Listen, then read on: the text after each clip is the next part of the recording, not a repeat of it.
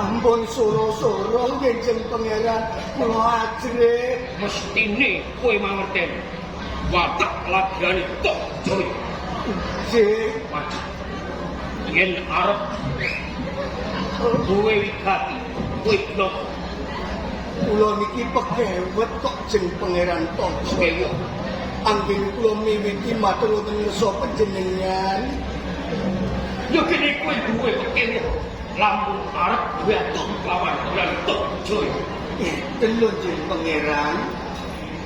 Pancen boten kula selake panjenengan kula pas ladakaken anggenipun panjenengan gegelaken kula Wilaraga nanging kasunyatanipun menapa panjenengan nggih mung mendel sak ngandhapipun ringin sakembaran wonten ing dalem kasatriyan panjenengan itu nggih mung tebak dodo lungguh jegang sira tumpang sasampun kula padosi panjenengan kok wonten ing sanggar pamujan dodo tetep nglakon tapi lantik pangkaitan yo ngerti sing perasaan walutu kuwi abdi pinasih nggih lamun opo ku dadi atiku mestine kowe kok opo sing dadi rasaku mestine kowe kok anjir sakenane aku pengen takon kelawan kowe selawase Pangeran Tokjoyo mung kanthi ana ing kapangeranan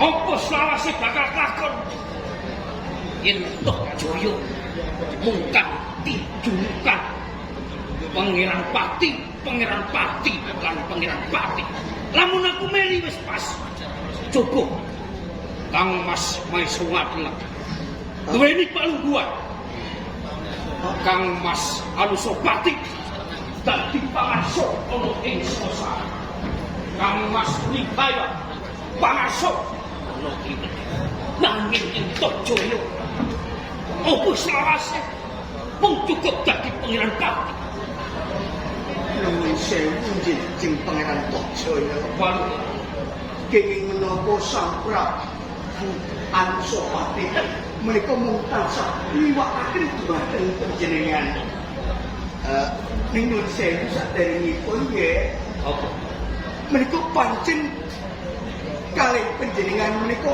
seret masengit menika sampun pas kenging menapa maesa akalen wonten aku wonten ing Tumakel yen tuduning baya wonten ing Kandiri jaran piyambakipun niku wonten sambung raketipun kaliyan keluarga nanging benten kalih panjenengan itu injih kanthi dasar apa yen kowe dipenemu aku beda lan kadang-kadang Ratna entong jeng Pangeran Tokjoyo cetha yen to tiyang sepuh panjenengan menika Sang Prabu Kenara Hangluweng Bumi nanging keng menapa panjenengan kok dibedakaken kaliyan pengayom wonten ing Singasari Desa Prabu Anusapati cethanipun sak sedanipun tiyang sepuh panjenengan nggih Sang Prabu Kenara Hangluweng Bumi menika boten kapundhut wonten ngasane Gusti akeh jagat menika boten lajeng piyambakipun sedanipun gerak santer menika boten lho aku kenal sedane ora karo gerak ora karo duwe lelono bakal mati menika saestu nanging piyambakipun menika diplenaki walu Gon matur, coba matur ngaku waktu. Yen pancen kowe ngerti, Romo Prabu Kenal diplenah salah sawijining pawongan. Aku kepengin mangan. Sopo sak tenan sing wis nikara Romo Prabu Kenal nganti temukan Pak. Nggih saderengipun kula bebelaken. Kedahipun panjenengan kok tanggung jawab dumateng ten abdi lho. Jangan kok niki adhe badhe nyarusaken halaman ing sampun. Lalu ojo salah ing panon. Aku bakal ngayomi karo kowe. Saya-saya yen kowe buka lembaran sejarah. Ginu bleng uripe Tokjoyo. Aku matur nuwun kawan. Enjing. Cetanipun sedanipun Romo panjenengan nggih Sang Prabu Kenel Hangluweng Bumi.